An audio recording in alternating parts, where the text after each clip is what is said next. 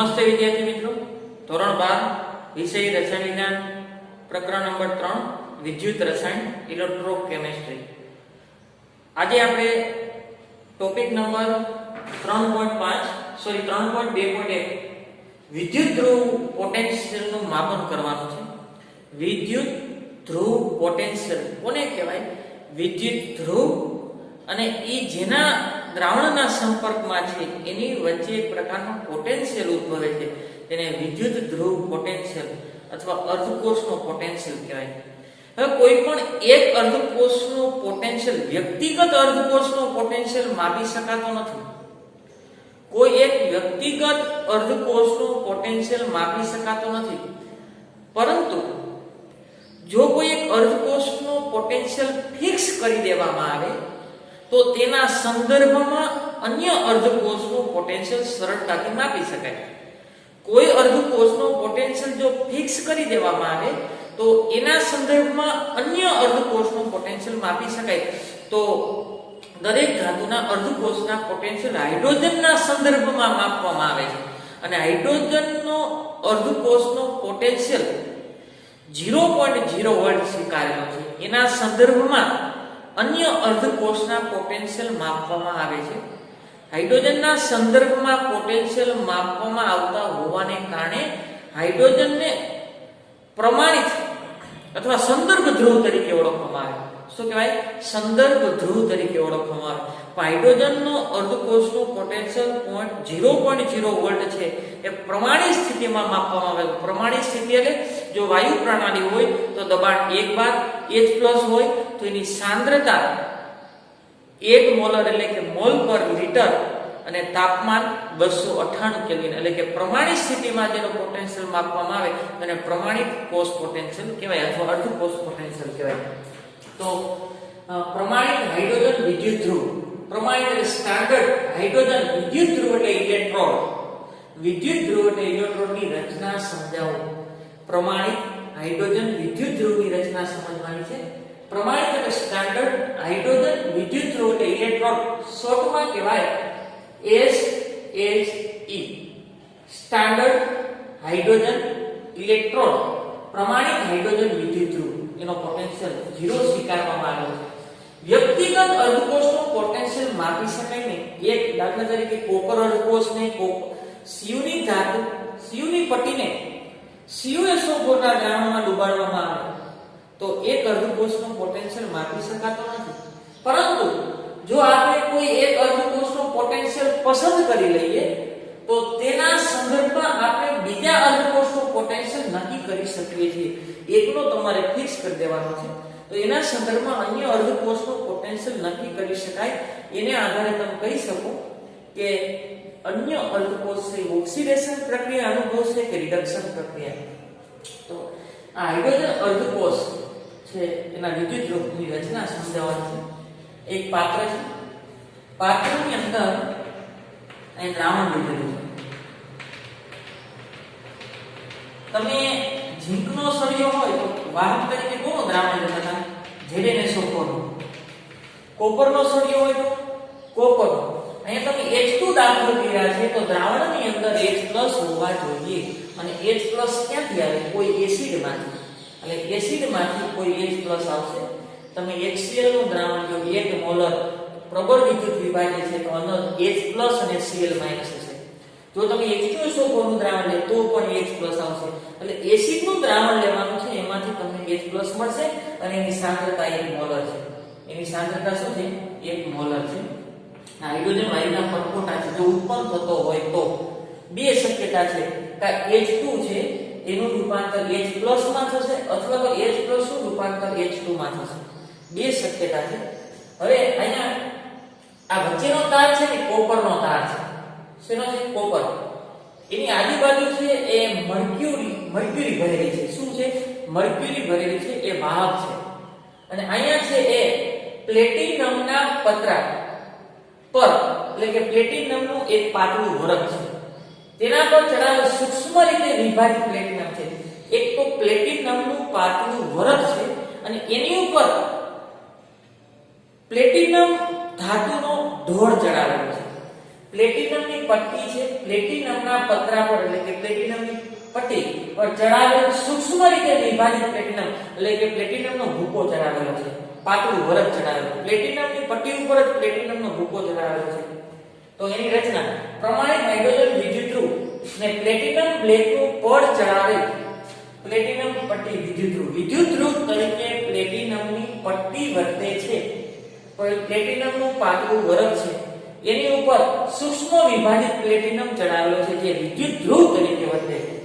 આ વિદ્યુતધ્રુવને એસિડના દ્રાવણમાં ડુબાડવામાં આવે છે. કયું દ્રાવણ? એસિડનું. અને એની સાંદ્રતા કેટલી છે? 1 મોલર.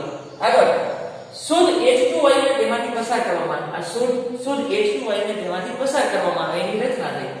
હાઇડ્રોજનના રિડક્શન પામેલા કે ઓક્સિડેશન પામેલા બંને સ્વરૂપની સાંદ્રતા એક જળવાઈ રહે છે. સાંદ્રતા ફિક્સ છે કારણ કે પ્રમાણિત છે એટલે સાંદ્રતા બદલાતી નથી. પ્રમાણિત એટલે કે દબાણ 1 બાર, સાંદ્રતા 1 મોલર અને તાપમાન 298 એટલે કે ઓક્સિડેશન પામેલું સ્વરૂપ હોય કે રિડક્શન પામેલું હોય સાંદ્રતા જળવાઈ રહે છે. આગળ જે સૂચવે છે કે હાઇડ્રોજન વાયુનું દબાણ 1 બાર છે, હાઇડ્રોજનની સાંદ્રતા 1 મોલર છે અને તાપમાન કેટલું છે? 298 એટલે કે તાપમાન, દબાણ અને સાંદ્રતા અચળ રહેતી હોવાને કારણે ઓક્સિડેશન પામેલું સ્વરૂપ કે રિડક્શન પામેલું સ્વરૂપ એની સાંદ્રતા જળવાઈ રહેશે. તેનો પોટેન્શિયલ દરેક તાપમાને 0 સ્વીકારવામાં આવે છે. તેને સંદર્ભ ધ્રુવ તરીકે પણ ઓળખવામાં આવે. સંદર્ભ ધ્રુવ તરીકે શું નામ ઓળખવામાં આવે? એના સંદર્ભમાં અન્ય અર્ધકોષનું પોટેન્શિયલ માપવામાં આવે છે. એટલે હાઇડ્રોજન પ્રમાણિત હાઇડ્રોજન વિદ્યુતધ્રુવને સંદર્ભ ધ્રુવ તરીકે પણ ઓળખવામાં આવે છે. હવે એનું સાંકેતિક નિરૂપણ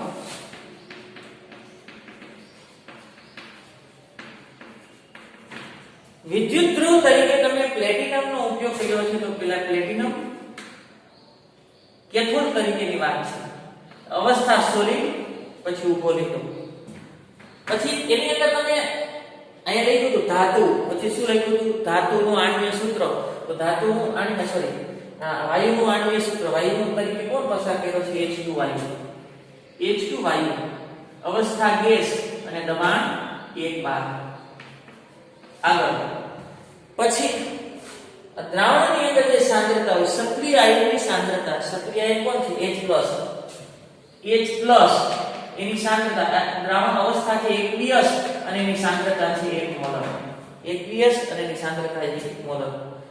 આ રિડક્શન તરીકે જ્યારે વર્તતો હોય, હાઇડ્રોજન પ્રમાણિત હાઇડ્રોજન વિદ્યુતધ્રુવ જ્યારે રિડક્શન તરીકે વર્તતો હોય ત્યારે એનું સાંકેતિક નિરૂપણ આ રીતે કરી શકાય. પહેલા ધાતુ, પછી ઓબ્લિક કરી વાયુનું આણ્વીય સૂત્ર, અવસ્થા ગેસ અને દબાણ 12 માં લેવાનું છે, પછી ઓબ્લિક કરી અને H+ સક્રિય આયનની સાંદ્રતા, સક્રિય આયન H+ aqueous સ્વરૂપે છે એની સાંદ્રતા 1 મોલર. જ્યારે જો હાઇડ્રોજન એનોડ તરીકે વર્તતો હોય તો એનોડ એટલે એનોડ ઉપર કઈ પ્રક્રિયા? ઓક્સિડેશન. જો એનોડ તરીકે વર્તતો હશે તો શું થશે? 1/H2 નું રૂપાંતર ઇલેક્ટ્રોન શું આવશે? H માં થશે. આની અવસ્થા કેવી છે? ગેસ.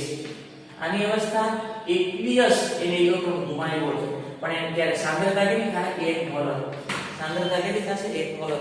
જ્યારે પ્રમાણિત હાઇડ્રોજન વિદ્યુતધ્રુવ એનોડ તરીકે વર્તતો હશે ત્યારે H2 નું રૂપાંતર શેમાં થશે? H+ માં.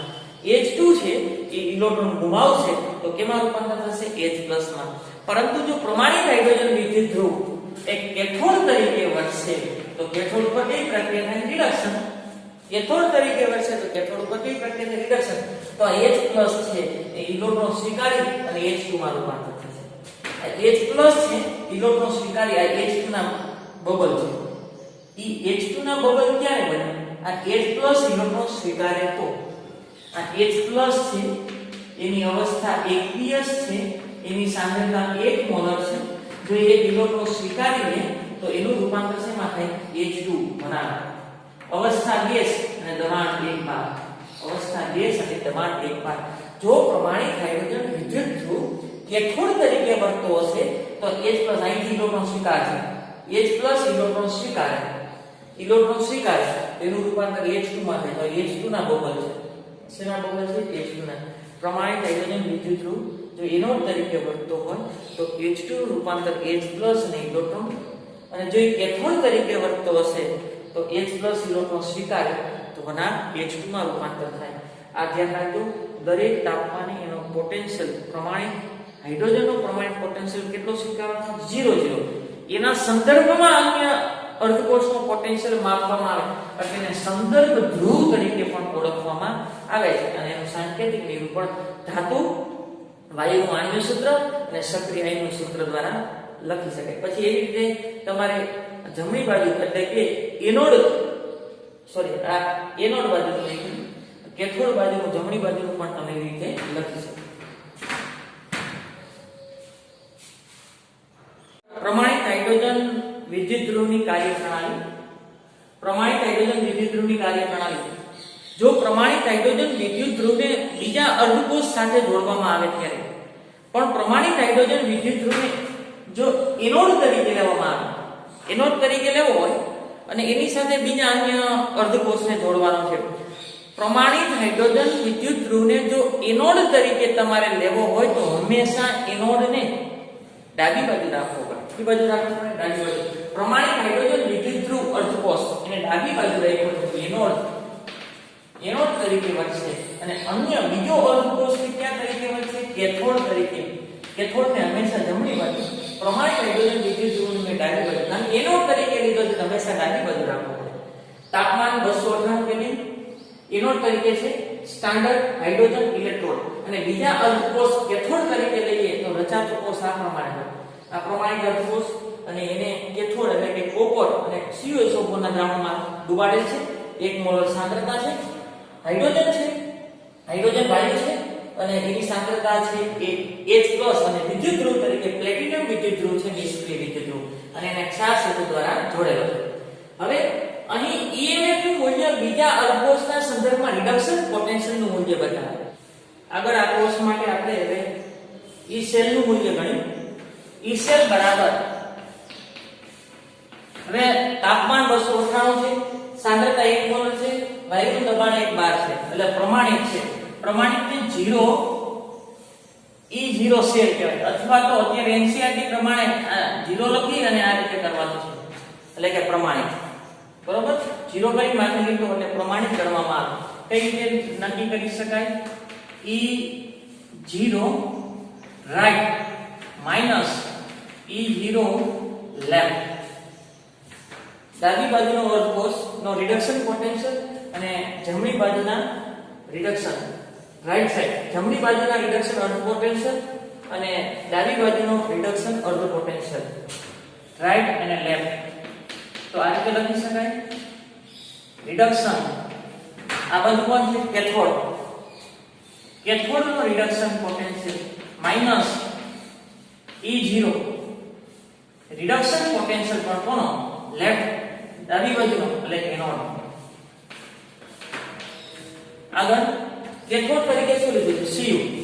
તો એનો રિડક્શન પોટેન્શિયલ Cu2 પ્લસ નું રૂપાંતર Cu એટલે રિડક્શન પ્લસ 2 નું રૂપાંતર Cu માં એટલે ઓક્સિડેશન આંકમાં ઘટાડો એટલે રિડક્શન પોટેન્શિયલ તો માઈનસ E0 આ બાજુ ડાબી બાજુ કોણ છે? હાઇડ્રોજન. તો H+ નું રૂપાંતર H2 માં, H+ નું રૂપાંતર H2 એટલે H કેવો થયો? રિડક્શન. ઓક્સિડેશન આંક +1 આનો 0 એટલે ઓક્સિડેશન આંકનો ઘટાડો એટલે રિડક્શન છે. તો આ કોપરનો રિડક્શન પોટેન્શિયલ કેથોડનો અને હાઇડ્રોજનનો રિડક્શન પોટેન્શિયલ એનોડનો એના તફાવતને શું કહેવાય? E cell. અને આને જોડતા વોલ્ટમીટર દ્વારા માપેલો કોષ પોટેન્શિયલ 0.34 વોલ્ટ મળે છે. કેટલો મળે છે? 0.34 વોલ્ટ મળે છે. 0.34 બરાબર E0 Cu2 plus 40 Cu minus હાઇડ્રોજનનો તો કેટલો સ્વીકારેલો છે? હાઇડ્રોજનનો પ્રમાણિત પોટેન્શિયલ 0 સ્વીકારેલો છે.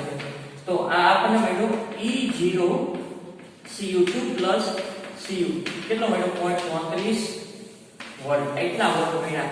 તો આપણને એના ઉપરથી હાઇડ્રોજનના સંદર્ભમાં આપણે કોપર અન્ય અર્ધકોષનો પોટેન્શિયલ નોંધો અને એક નોંધ લખો. નોંધ જો reduction potential E0 reduction potential E0 reduction potential જો ધન મળે એટલે કે ઊંચો હોય તો તે વિદ્યુત ધ્રુવ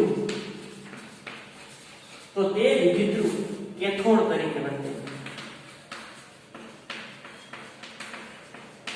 તે વિદ્યુતધ્રુવ ક્યાં તરીકે વર્તે? કેથોડ તરીકે. તો આ ઈ સેલનું મૂલ્ય હાઇડ્રોજનનું કેટલું છે? 0. તો એના કરતા પોટેન્શિયલ કેવો મળ્યો? વધારે. તો એ કેથોડ તરીકે વર્તશે. તો હાઇડ્રોજન વિદ્યુતધ્રુવ ક્યાં તરીકે વર્તશે? એનોડ તરીકે. તો કેથોડ અને એનોડની પ્રક્રિયા લખી દે. કેથોડની પ્રક્રિયા લખો. કેથોડ ઉપર કઈ પ્રક્રિયા થશે? રિડક્શન. ચાલો કેથોડ ઉપર રિડક્શન કોનું થશે? Cu2+ નું રૂપાંતર Cu માં. Cu2+ એને ઇલેક્ટ્રોન આપો શેમાં રૂપાંતર થશે? Cu માં. આગળ હાઇડ્રોજન વિદ્યુતધ્રુવ ક્યાં તરીકે વર્તે છે? એનોડ. એનોડ તરીકે. અહીંયા ઓક્સિડેશન. યાદ રાખો કોપરનો બીજા અલ્કોસનો પોટેન્શિયલ જો ઊંચો મળતો હોય હાઇડ્રોજન કરતા વધારે મળતો હોય જેનો રિડક્શન પોટેન્શિયલ વધુ એનું રિડક્શન સહેલાઈથી થાય છે ક્યાં તરીકે વર્તે? કેથોડ તરીકે વર્તે. આ વાક્ય ખાસ ધ્યાન રાખજો. આ વાક્ય ખાસ ધ્યાન રાખજો. જેનો રિડક્શન પોટેન્શિયલ ઊંચો તે એ રિડક્શન સહેલાઈથી થાય એટલે કેથોડ તરીકે વર્તે. તો હાઇડ્રોજનનો વિદ્યુતધ્રુવ ક્યાં તરીકે વર્તે? એનોડ તરીકે વર્તે. તો એનું રૂપાંતર H+ ઇલેક્ટ્રોનનો સ્વીકાર એ ક્યાં તરીકે વર્તે? એનોડ એટલે ઓક્સિડેશન થશે H2 ગેસ. એનું રૂપાંતર 2H+ અને 2 ઇલેક્ટ્રોન. અને કોષ પ્રક્રિયા લખો તો કોષ પ્રક્રિયા શું થશે? Cu2+ aqueous plus H2 gas આ electron cancel Cu solid plus 2H+ aqueous. આ કોષ પ્રક્રિયા છે. હવે સાંકેતિક નિરૂપણ કરવું છે ધ્યાન રાખજો. કોષનું સાંકેતિક નિરૂપણ.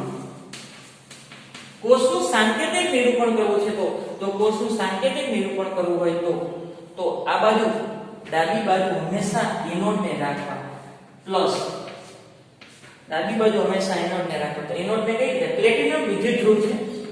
પ્લેટિનમ વિદ્યુતધ્રુવ અવસ્થા સોલિડ. પછી ધાતુનું આણ્વીય સૂત્ર વાયુનું આણ્વીય સૂત્ર H2 અવસ્થા ગેસ અને દબાણ 1 બાર. પછી સક્રિય આયન કોણ છે? H+. સક્રિય આયન કોણ છે? H+. એની અવસ્થા aqueous અને સાંદ્રતા 1 મોલ. પછી ક્ષાર ક્ષેત્રનો ઉપયોગ કર્યો છે. આ બાજુ કોણ છે? અહીંયા શું આવે? Cu2+ સક્રિય આયન aqueous 1 મોલ અને કોપર સોલિડ. આ એનું શું થયું? વિદ્યુતધ્રુવ પોટેન્શિયલનું ધન મૂલ્ય સૂચવે છે કે જો આ ધન મૂલ્ય મળ્યું વિદ્યુતધ્રુવ પોટેન્શિયલનું મૂલ્ય કોપરના વિદ્યુતધ્રુવ એટલે કે બીજા અર્ધકોષના પોટેન્શિયલનું મૂલ્ય ધન મળ્યું એ શું બતાવે કે Cu2+ આયન H+ આયન કરતા વધારે સહેલાઈથી રિડક્શન પામે. એટલું યાદ રાખજો જેના પોટેન્શિયલનું મૂલ્ય વધુ હોય. હાઇડ્રોજનના પોટેન્શિયલનું મૂલ્ય 0 છે બરોબર. હાઇડ્રોજનના પોટેન્શિયલનું મૂલ્ય 0 છે અને કોપરના પોટેન્શિયલનું મૂલ્ય પ્લસ છે ધન છે. તો કોપર આયનનું રિડક્શન થાય તો H+ નું થશે નહીં. તો આપણે દ્રાવણની અંદર Cu2+ હોય ને H+ હોય તો આનું રિડક્શન થશે આનું થશે નહીં. તો એવું કહી શકાય કે HCl નું દ્રાવણ હોય તો H+ અને Cl- હોય. H+ અને Cl- હોય તો હું કોપરની પટ્ટીમાં મૂકી દઉં તો પ્રક્રિયા થશે નહીં. શું કામ નહીં થાય? કારણ કે H+ આ કોપરના રિડક્શન પોટેન્શિયલનું મૂલ્ય 0.34 છે. હાઇડ્રોજનના રિડક્શન પોટેન્શિયલનું મૂલ્ય 0 છે. તો H+ નું રિડક્શન થવું જોઈએ. પણ H+ નું રિડક્શન તો થાય કે એનો પોટેન્શિયલ ઊંચો હોય તો એનો પોટેન્શિયલ H+ નું રિડક્શન નહીં થાય. શું કામ? એનો રિડક્શન પોટેન્શિયલ નીચો છે એટલે એનું રિડક્શન નહીં થાય. એટલે HCl ના દ્રાવણમાં કોપરના સળિયાને ડુબાડી રખાય. પ્રક્રિયા થશે નહીં. કોપરના સળિયાને HCl ના દ્રાવણમાં ડુબાડતા તમને પૂછે તો કોઈ પ્રક્રિયા થશે નહીં. કોપરના સળિયાના ખવાણ થશે નહીં કે H+ નું રિડક્શન નહીં થાય. શું કારણે? H+ નું રિડક્શન પોટેન્શિયલ 0 છે. જેનો રિડક્શન પોટેન્શિયલ નીચો હોય એનું રિડક્શન થશે નહીં. તો Cu2+ આયન એ H+ આયન કરતા વધારે સહેલાઈથી રિડક્શન પામે છે કારણ કે કોપરનો રિડક્શન પોટેન્શિયલ ઊંચો. એક જ વાત યાદ રાખો જેનો રિડક્શન પોટેન્શિયલ ઊંચો એનું રિડક્શન સરળ અને ક્યાં તરીકે વર્તે? કેથોડ. તેમાં પ્રતિગામી પ્રક્રિયા થશે નહીં. હવે ઉલટી એટલે કે આનું રિડક્શન ને આનું ઓક્સિડેશન એવું થશે નહીં. આનું રિડક્શન તો ક્યારે થાય? એનો રિડક્શન પોટેન્શિયલ ઊંચો હોય તો કોપર ધાતુ HCl ના દ્રાવણમાં ઓગળતી નથી. હલો, આ કોપર ધાતુ છે HCl ના દ્રાવણમાં ઓગળતી નથી. શું કામ? H+ છે તો H+ નું રૂપાંતર H2 માં ક્યારે થાય? એને ઇલેક્ટ્રોન મળે તો. પણ એના રિડક્શન પોટેન્શિયલ નું મૂલ્ય ઓછું છે એટલે એનું રિડક્શન થશે નહીં. બીજું ઉદાહરણ જો પ્રમાણિત હાઇડ્રોજન વિદ્યુત ધ્રુવ એનોડ તરીકે હોય અને બીજો અર્ધકોષ કેથોડ તરીકે હોય. અગાઉ કોપર કેથોડ તરીકે લીધો હતો અને ઝિંક કેથોડ તરીકે લીધો છે. ડાબી બાજુ હંમેશા એનોડ અને જમણી બાજુ હંમેશા કેથોડ. CuSO4 નું દ્રાવણ 1 મોલર અને Zn ની પટ્ટી એમાં ડૂબાડેલી છે. પ્લેટિનમનો વિદ્યુત ધ્રુવ છે. દ્રાવણની સાંદ્રતા 1 મોલર છે. તાપમાન 298 કેલ્વિન છે. હાઇડ્રોજન વાયુમાં દાખલ કરેલો છે જે એનોડ તરીકે વર્તે છે. ડાબી બાજુ આ સાંકેતિક નિરૂપણ છે. પ્લેટિનમ સોલિડ ઓબ્લિક વાયુનું આણ્વિક સૂત્ર H2 અવસ્થા ગેસ દબાણ 1 બાર અને સક્રિય આયન H+ aqueous અને 1 મોલર સાંદ્રતા. ક્ષાર ક્ષેત્રનો ઉપયોગ કર્યો હોય તો ડબલ લીટર અને ન કર્યો તો સિંગલ લીટર. Zn2+ એની સાંદ્રતા 1 મોલર aqueous અને ઓબ્લિક Zn વિદ્યુત ધ્રુવ. હવે કોષ પોટેન્શિયલ કઈ રીતે લખી શકાય? E સેલ પ્રમાણિત લખું છું minus E right minus E left. આ 0 ને લીટો એટલે પ્રમાણિત, બરોબર. E રિડક્શન પોટેન્શિયલ આ કેથોડ લેવાનો છે, cathode minus E reduction potential anode લેવાનો. Cathode minus anode. હવે લખું E સેલ કેથોડ ઉપર કોણ છે? Zn. તો એનો રિડક્શન પોટેન્શિયલ લેવાનો છે E0 Zn2 + Zn માઈનસ આ કોણ છે? એનોડ. એનો રિડક્શન પોટેન્શિયલ લેવાનો છે E0 H+ H2. હવે આ કોષને એક ક્ષારક્ષેત્ર દ્વારા અહીંયા વોલ્ટમીટર રાખેલું છે. વોલ્ટમીટર દ્વારા નોંધેલો પ્રવાહ એટલે કે E સેલ -0.76 વોલ્ટ મળે છે. વોલ્ટમીટર દ્વારા કોષ પોટેન્શિયલ કેટલો મળે છે? જ્યારે પ્રમાણિત હાઇડ્રોજન વિદ્યુત ધ્રુવને ઝિંકના અર્ધકોષ સાથે જોડવામાં આવે ત્યારે કોષનો પોટેન્શિયલ કેટલો મળે છે? 0.76 વોલ્ટ. -0.76 વોલ્ટ મળે છે અને E0 Zn2 + Zn અને હાઇડ્રોજનનો કેટલો સ્વીકારવામાં આવે? 0.0 વોલ્ટ. તો આનો કેટલો થયો? E0 Zn2 + Zn એનો કેટલો થયો? -0.76 વોલ્ટ. કેટલો થયો? -0.76 વોલ્ટ. યાદ રાખો, નોંધ લખજો. જો reduction potential E0 reduction potential નીચો અને ઋણ હોય, નીચો અને ઋણ, તો તેના રિડક્શન મુશ્કેલ બને. તેથી એ રિડક્શન અનુભવતા નથી એટલે એનોડ તરીકે કેથોડ તરીકે વર્તે નહીં. તેના રિડક્શન મુશ્કેલ હોય. જેનો રિડક્શન પોટેન્શિયલ ઊંચો હોય એનું સરળતાથી રિડક્શન થાય અને કેથોડ તરીકે વર્તે. પણ અહીં તો પોટેન્શિયલ નીચો અને ઋણ મળ્યો છે, તો રિડક્શન મુશ્કેલ થાય. શું થશે? રિડક્શન મુશ્કેલ છે અને રિડક્શન મુશ્કેલ છે તો એ કેથોડ તરીકે વર્તે નહીં. તેથી તે એનોડ તરીકે, તેથી તે ક્યાં તરીકે વર્તે? એનોડ તરીકે. તો બે વસ્તુ યાદ રાખો. જેનો રિડક્શન પોટેન્શિયલ ઊંચો એ કેથોડ તરીકે વર્તે અને જેનો રિડક્શન પોટેન્શિયલ નીચો એ એનોડ તરીકે વર્તે. એટલે અહીંયા ઓક્સિડેશન પ્રક્રિયા થશે. હવે આપણે પ્રક્રિયા લખી નાખી. એનોડ ઉપર ઓક્સિડેશન થશે. કોનું ઓક્સિડેશન થશે? ઝિંકનું. કારણ કે ઝિંક છે અહીંયા હાઇડ્રોજન વિદ્યુત ધ્રુવ છે એ આપણે તો લીધો છે એનોડ તરીકે નહીં, પરંતુ ક્યાં તરીકે વર્તે છે? કેથોડ તરીકે વર્તે છે. એનોડ હાઇડ્રોજન છે એ ક્યાં તરીકે વર્તે છે? કેથોડ તરીકે વર્તે. અને આ પોટેન્શિયલ છે એ ઋણ મળ્યો માટે ક્યાં તરીકે વર્તે? એનોડ તરીકે. એનોડ ઝિંક એનોડ તરીકે વર્તે. સોલિડ એનું ઓક્સિડેશન થશે તો એનું રૂપાંતર Zn2 + aqueous આગળ કેથોડ. કેથોડ તરીકે કોણ બનશે? કેથોડ ઉપર રિડક્શન પ્રક્રિયા થાય. કેથોડ ઉપર રિડક્શન પ્રક્રિયા થાય અને કેથોડ તરીકે પ્રમાણિત હાઇડ્રોજન વિદ્યુત ધ્રુવ બનશે. તો H+ 2 mall aqueous plus 2 electron અને શેમાં રૂપાંતર થશે? H2 gas. કુલ પ્રક્રિયા લખવી હોય તો કુલ પ્રક્રિયા થશે Zn solid plus 2H plus electron cancel Zn2 plus અને H2. બરોબર. આગળ સાંકેતિક નિરૂપણ.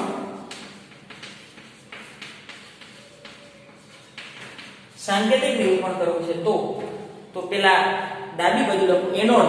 આનું નથી લખવાનું કારણ કે આને જોડ્યો ત્યારે એ ખબર પડી કે આ Zn છે કેથોડ તરીકે નહીં પરંતુ ક્યાં તરીકે વર્તે છે? એનોડ તરીકે વર્તે છે. આ ઝિંક એનોડ એટલે પ્લસ. બરોબર. સોલિડ ઈ સક્રિય આયન Zn2 પ્લસ aqueous ક્ષાર શબ્દનો ઉપયોગ કર્યો છે. પછી અહીં કોણ આવે? H પ્લસ aqueous અને સાંદ્રતા 1 મોલર. પછી કોણ આવશે? આણ્વીય સૂત્ર વાયુ H2 અવસ્થા ગેસ અને 1 બાર અને પછી પ્લેટિનમ વિદ્યુત ધ્રુવ સોલિડ. એટલે કે હાઇડ્રોજનનો વિદ્યુત ધ્રુવ અહીંયા ઝિંકનો રિડક્શન પોટેન્શિયલ ઋણ મળે છે એટલે ઝિંકને કેથોડ તરીકે નહીં પરંતુ એનોડ તરીકે વર્તે છે. હાઇડ્રોજન વિદ્યુત ધ્રુવ ક્યાં તરીકે વર્તે છે? કેથોડ તરીકે વર્તે છે. બરોબર. અગાઉ આપણે આવું જોયું જો આ E0 Zn2 પ્લસ Zn અત્યારે કેટલું મળ્યું? -0.76 વોલ્ટ અને E0 H plus H 0.0 volt. હવે બીજી એક પરિસ્થિતિ હતી E0 Cu2 પ્લસ Cu કેટલો હતો? +0.34 વોલ્ટ અને E0 H પ્લસ H કેટલો? 0.0 વોલ્ટ. હવે હાઇડ્રોજન છે એ એનોડ તરીકે વર્તે છે કેથોડ તરીકે ચેક કરવું છે. હાઇડ્રોજન એનોડ તરીકે વર્તે કે કેથોડ તરીકે? તો યાદ રાખો આ બેમાંથી કોનો રિડક્શન પોટેન્શિયલ? આ રિડક્શન પોટેન્શિયલ છે ને આ પણ રિડક્શન પોટેન્શિયલ છે. પણ આની સરખામણીમાં રિડક્શન પોટેન્શિયલ ઊંચો છે. જો રિડક્શન પોટેન્શિયલ ઊંચો હોય તો સહેલાઈથી રિડક્શન થાય અને રિડક્શન ક્યાં થાય? કેથોડ ઉપર. તો અહીંયા કેથોડ તરીકે વર્તે છે. કેથોડ તરીકે વર્તે અને આ એનોડ તરીકે વર્તે. હવે અહીંયા જો H+ નું રૂપાંતર H+ નું રૂપાંતર H2 માં એટલે રિડક્શન પોટેન્શિયલ છે 0 Zn2 પ્લસ રૂપાંતર Zn માં એ પણ રિડક્શન પોટેન્શિયલ છે. પણ રિડક્શન પોટેન્શિયલ નીચો છે એટલે રિડક્શન ઓછું થાય. તો આની સરખામણીમાં રિડક્શન પોટેન્શિયલ ઊંચો છે તો એનું રિડક્શન સહેલાઈથી થાય અને એનો રિડક્શન પોટેન્શિયલ ઊંચો હોવાને કારણે રિડક્શન પોટેન્શિયલ ઊંચો હોવાને કારણે એનું રિડક્શન થાય. રિડક્શન ક્યાં થાય? કેથોડ. તો કેથોડ તરીકે વર્તે. તો આ એનોડ તરીકે વર્તે. ક્યાં તરીકે વર્તે? એનોડ. તો હાઇડ્રોજન વિદ્યુત ધ્રુવ એનોડ તરીકે વર્તે કે કેથોડ તરીકે? બે તરીકે વર્તે. કોપરની સાપેક્ષે એનોડ તરીકે અને ઝિંકની સાપેક્ષે કેથોડ તરીકે વર્તે છે. હવે તમને એમ કે HCl ના દ્રાવણની અંદર તમે ZnSO4 ઉમેરી શકો? ઝિંકનો સોડિયમ ઉમેરી શકો? ના. વિદ્યુત ધ્રુવ પોટેન્શિયલનું ઋણ મૂલ્ય છે એ શું સૂચવે છે કે H+ આયન Zn નું ઓક્સિડેશન આપમેળે કરી શકશે. H+ આયન એટલે કે HCl HCl હોય અંદર શું હોય? H+ અને Cl-. આમાં હું Zn નો સોડિયમ ઉમેરું છું તો Zn નો રિડક્શન પોટેન્શિયલ ઋણ છે. ધ્યાન રાખજો.